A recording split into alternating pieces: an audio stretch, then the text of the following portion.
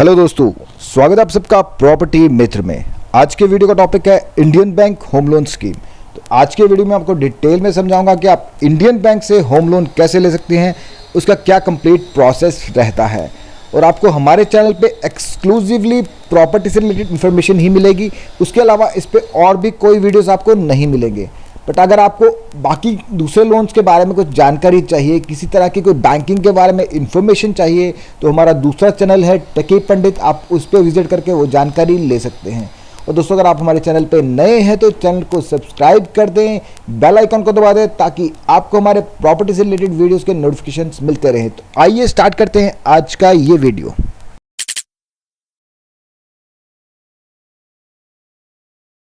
Indian bank home loan scheme. तो दोस्तों, इस होम लोन स्कीम का पर्पस क्या रहता है?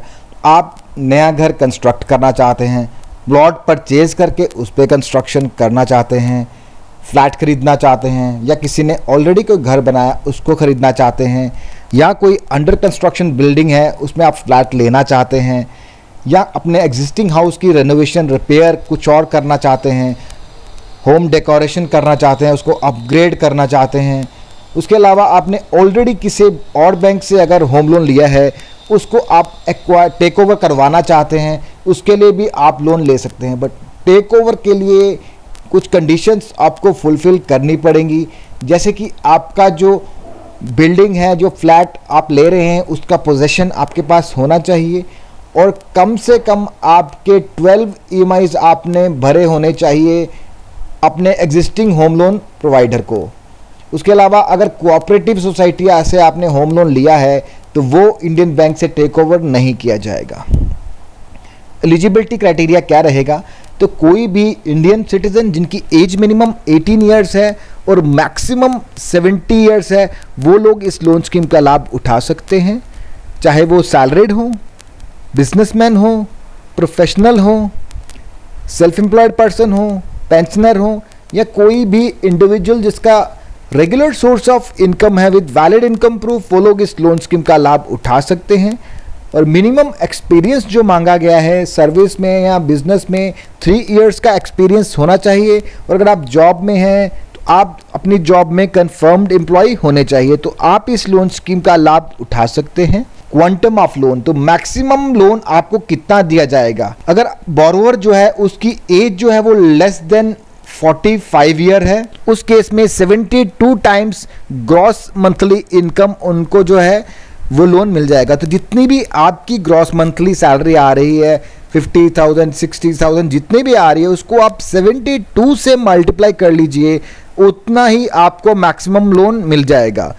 बट इसमें कंडीशन यही है कि बोरोवर या को बोरोवर की एज लेस देन 45 ईयर्स होनी चाहिए। नॉन सैलरीड है तो आपकी जितनी भी सालाना एनुअल इनकम है उसको 6 से मल्टीप्लाई कर लीजिए। फॉर एग्जांपल, अगर आपकी एनुअल इनकम 5 लाख है, उसको 6 से मल्टीप्लाई कर लीजिए तो 30 लाख तक का आपको मैक्सिमम लोन मिल जाएगा। बट आपको जो लोन मिलेगा वो डिपेंड करेगा आपकी प्रोजेक्ट कॉस्ट और आपकी रिक्वायरमेंट पे भी। तो अगर आपका प्रोजेक्ट कॉस्ट ही 20 लाख का है तो उसके हिसाब से मार्जिन माइनस करने के बाद आपको जो है लोन अमाउंट दिया जाएगा। उसके अलावा अगर बोरोवर की एज 45 ईयर से ज़्यादा हो चुकी है तो इन दैट केस जो ग्रॉस सैलरी है उसको 60 से मल्टीप्लाई कर लीजिए, उतना मैक्सिमम लोन, उतना मैक्सिमम सीलिंग रखा गया है। और बिजनेसमैन के केस में या सेल्फ एम्प्लॉयड के केस में अगर आपकी एज 45 से अबव है तो उस केस में भी आपको 5 टाइम्स दिया जा रहा है। 45 से बिलो वालों को 6 टाइम्स दिया जा रहा था, 45 से अबव वालों को 5 टाइम्स। तो जितनी भी एनुअल इनकम है, फॉर एग्जांपल अब अगर आपकी इनकम 5 लाख ही है तो 5 इंटू 5 25 लाख आपको मैक्सिमम मिलेगा। तो ये डिपेंड करेगा आपकी एज पे भी। लेस देन 45 के लिए अलग क्राइटेरिया है और अबव 45 के लिए अलग क्राइटेरिया है। लोन मार्जिन, तो इस स्कीम में जो मार्जिन रखा गया है वो अमाउंट पे डिपेंडेंट है, और ये आरबीआई के गाइडलाइन के मुताबिक है ऑलमोस्ट सभी बैंक्स में इतना ही मार्जिन आपसे लिया जाता है। अगर आपका home loan up to 30 lakh है तो 10% मार्जिन आपको देना होगा। फॉर एग्जांपल, अगर आप 30 लाख का ही लोन ले रहे हैं तो 10% के हिसाब से 3 लाख आपको खुद से कंट्रीब्यूट करना पड़ेगा और 27 लाख आपको बैंक लोन देगा। अबाउट 30 लाख टू 75 लाख के बीच में 20% मार्जिन रहेगा आपका, और 75 लाख से अगर आप ज़्यादा ले रहे हैं तो उस केस में आपका 25% मार्जिन रहेगा। फॉर एग्जांपल आप 1 CR लोन ले रहे हैं तो 25% के हिसाब से 25 लाख आपको खुद से कंट्रीब्यूट करना होगा और 75 लाख आपको लोन मिल जाएगा। और अगर रिपेयर या रेनोवेशन कर रहे हैं तो उस केस में मार्जिन जो है वो 30% है। मतलब अगर आप नया घर नहीं बना रहे हैं, हाउस की कंस्ट्रक्शन नहीं कर रहे हैं, आपको जस्ट रिपेयर एंड रेनोवेशन के लिए लोन चाहिए, उस केस में 30%। फॉर एग्जांपल अगर आप रिपेयर रेनोवेशन के लिए 10 लाख रुपया ले रहे हैं बैंक से, 10 लाख की रिक्वायरमेंट है तो 3 लाख रुपया आपको खुद से देना होगा, 7 लाख बैंक लोन देगा। तो उसके हिसाब से मार्जिन जो है 30% है। तो मार्जिन भी वेरी करेगा अमाउंट पे और आपके पर्पस पे कि आपको किस पर्पस के लिए लोन चाहिए। नेट टेक होम पे के जो नॉर्म्स रखे गए हैं ये आरबीआई के नॉर्म्स होते हैं, सभी बैंकों को फॉलो करने पड़ते हैं। ऐसा नहीं है कि आपकी जितनी इनकम है, फॉर एग्जांपल अगर आपकी सैलरी मंथली 50,000 है या इनकम मंथली 50,000 है तो आप पूरे 50,000 की ईएमआई कटवा देंगे। तो ये प्रोपोर्शनेट होता है हमेशा और ये कुछ आपका टेक होम पार्ट रहता है। अगर आपकी जो इनकम है, सैलरी है, जो भी है आपकी अप टू 15 लाख है, 15 लाख तक है, तो उस केस में आपका 40% जो है वो टेक होम पे रहेगा। फॉर एग्जांपल अगर आपकी मंथली इनकम 1 लाख रुपये है, उसके हिसाब से सालाना आपकी 12 लाख बनेगी जो कि 15 लाख से कम है। तो उस केस में 40% आपका जो ग्रॉस होगा वो आपका टेक होम पे रहेगा। तो 40% यानी कि 40,000 आपका टेक होम रहेगा और बाकी के 60,000 में से आपकी ये वाले लोन, और अगर आपके इसके अलावा और भी लोन हैं तो उनका ईएमआई भी इसी में से डिडक्ट किया जाएगा। और अगर आपकी एनुअल इनकम जो है वो 15 लाख से ज़्यादा है तो उस केस में आपका जो नेट टेक होम पे है वो 30% रहेगा। तो फॉर एग्जांपल अगर आपकी मंथली इनकम या सैलरी 2 लाख रुपीस है, एनुअल बन जाएगा 24 लाख, वो 15 लाख से ज़्यादा है, तो उस केस में आपका टेक होम पे जो रहेगा वो 30% रहेगा। तो 2 लाख का 30% आप ले लीजिए, 60,000 आपका टेक होम पे रहेगा। बाकी के 1,40,000 में से आप इस लोन और बाकी लोन्स की ईएमआई रीपे कर सकते हैं। तो ये डिपेंड करेगा आपकी इनकम पे। इनकम स्लैब्स 2 बनाए गए हैं, अप टू 15 लाख और अबाउ 15 लाख। तो आप जिस भी कैटेगरी में फॉल करते हैं उसके हिसाब से आपको टेक होम पे नॉर्म्स फॉलो करने पड़ेंगे।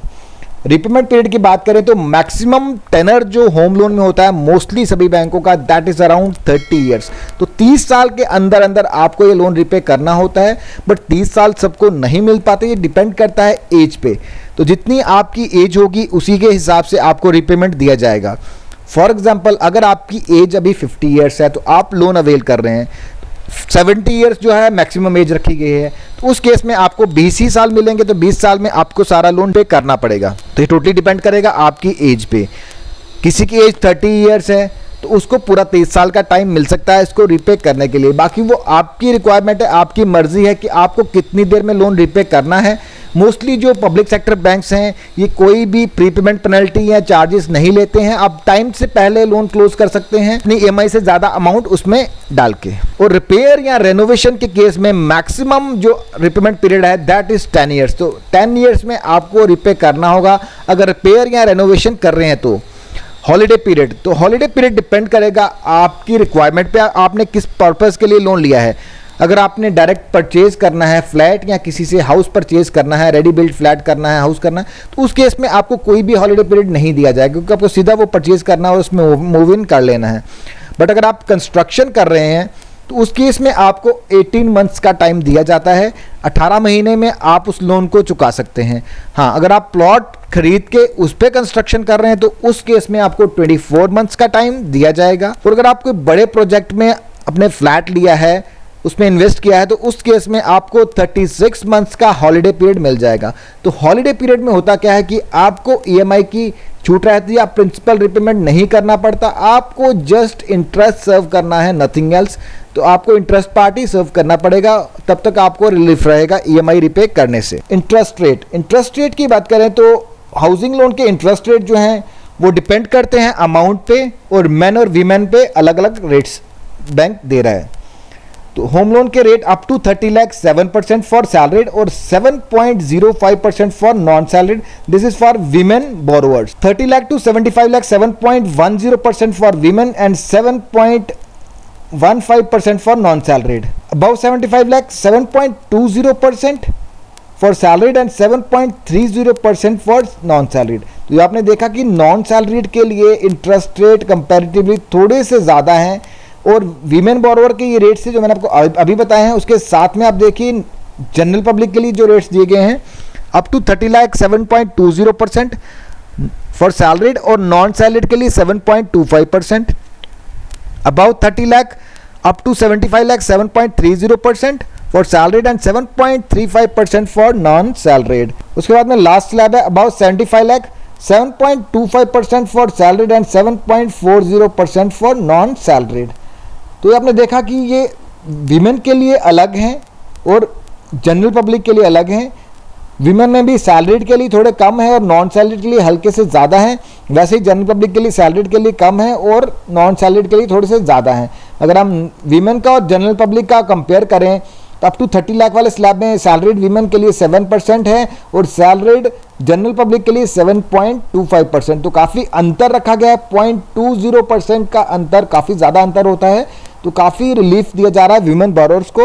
वीमेन बोरोवर्स को इनकरेज किया जा रहा है कि वो हाउसिंग प्रॉपर्टी में लोन लें, अपने नाम से अपनी प्रॉपर्टी एक्वायर करें। उसके अलावा लोन प्रोसेसिंग चार्जेस क्या रहेंगे, तो ये भी डिपेंडेंट है अमाउंट पे। अगर आपका लोन जो है up to 100 lakh that is 1 CR, तो 0.40% ऑफ द लोन अमाउंट, तो जितना भी आपका लोन अमाउंट होगा उसका 0.40% आपको प्रोसेसिंग चार्जेस देना होगा, सब्जेक्ट टू मैक्सिमम ऑफ 20,000। तो 20,000 से ज़्यादा आपसे चार्जेस नहीं लिए जाएंगे। और 1 CR से अगर आपका लोन ज़्यादा है तो उस केस में 0.20% ऑफ द लोन अमाउंट, तो जितना भी लोन अमाउंट होगा उसका 0.20% और मैक्सिमम 50,000। तो ये डिपेंड करेगा आपके लोन अमाउंट पे।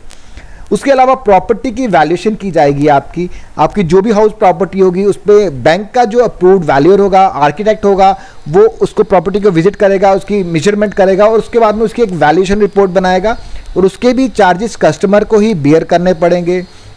उसके अलावा आपकी कंस्ट्रक्शन का एस्टिमेट बनेगा, जो भी कंस्ट्रक्शन आप करने वाले हैं उसका एस्टिमेट बनेगा और वो भी एस्टिमेट जो है वो आपको आर्किटेक्ट ही बना के देगा।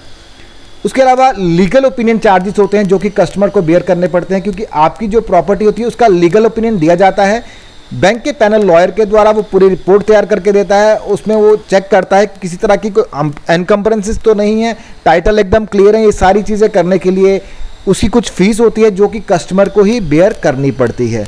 इसके अलावा अगर आपकी स्टेट में कोई भी स्टैंप ड्यूटी एप्लीकेबल है वो भी आपको भरनी पड़ सकती है, क्योंकि स्टैंप ड्यूटी जो है वो स्टेट टू स्टेट वेरी करती है और आपकी स्टेट में अगर कोई स्टैंप ड्यूटी है वो भी आपको पे करनी पड़ेगी। अब बात करेंगे डॉक्यूमेंटेशन की, कौन कौन से डॉक्यूमेंट्स रिक्वायर्ड हैं। तो सबसे पहले जो मेजर डॉक्यूमेंट है वो है आपका KYC। KYC में आपका एड्रेस प्रूफ जैसे कि passport, pipe gas connection bill, electricity bill, landline telephone bill या कोई भी valid address proof. ID proof में पैन कार्ड मैंडेटरी है, क्योंकि पैन कार्ड से आपका सिबिल स्कोर जनरेट किया जाएगा और सिबिल से ही बैंक को आपकी क्रेडिट हिस्ट्री के बारे में पता चलेगा। अगर आपकी क्रेडिट हिस्ट्री क्लीन होगी, किसी तरह का कोई NPA या बैड लोन नहीं होंगे, तो बैंक आप पे ट्रस्ट कर सकते हैं और आपको लोन इजीली दे सकते हैं। लेकिन अगर आपके सिबिल रिपोर्ट में कोई बैड लोन्स होंगे, NPAs होंगे, तो बैंक बहुत ही हेजिटेंट होते हैं ऐसे लोगों को लोन देने में और बैंक स्ट्रेट अवे डिनाई कर देते हैं।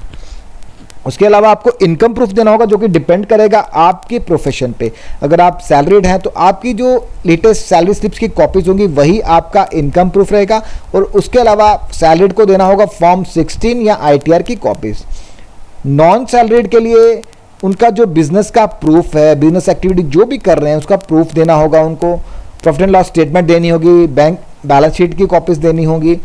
उसके अलावा उनका जो इनकम टैक्स रिटर्न की कॉपी होगी वही उनका इनकम प्रूफ कंसीडर किया जाएगा और बैंक स्टेटमेंट्स देनी होंगी। सैलरीड को अपने सैलरी अकाउंट की, बिजनेसमैन को अपने बिजनेस अकाउंट की और अपने पर्सनल अकाउंट की बैंक स्टेटमेंट देनी होगी। एटलीस्ट लास्ट 6 मंथ की स्टेटमेंट्स रिक्वायर्ड होती हैं। उसके अलावा प्रॉपर्टी के कुछ डॉक्यूमेंट्स होते हैं जो कि डिपेंड करता है कि आप किस तरह के प्रॉपर्टी ले रहे हैं। जैसे कि अगर आप फ्लैट वगैरह ले रहे हैं तो उसमें ट्राईपार्टिट एग्रीमेंट वगैरह होता है, एग्रीमेंट टू सेल होता है। कोई लैंड ले रहे हैं या कोई कंस्ट्रक्शन कर रहे हैं उसमें कंस्ट्रक्शन प्लान की कॉपीज़ होती हैं। तो ये सारे प्रॉपर्टी के डॉक्यूमेंट्स भी आपको प्रोवाइड करने पड़ेंगे। तो दोस्तों ये था Indian bank home loan scheme. कैसा लगा आपको आज का ये वीडियो, कमेंट बॉक्स में कमेंट करके ज़रूर बताएं। अगर आपको ये वीडियो पसंद आया तो वीडियो को लाइक करें, चैनल को सब्सक्राइब करें। Thank you for watching.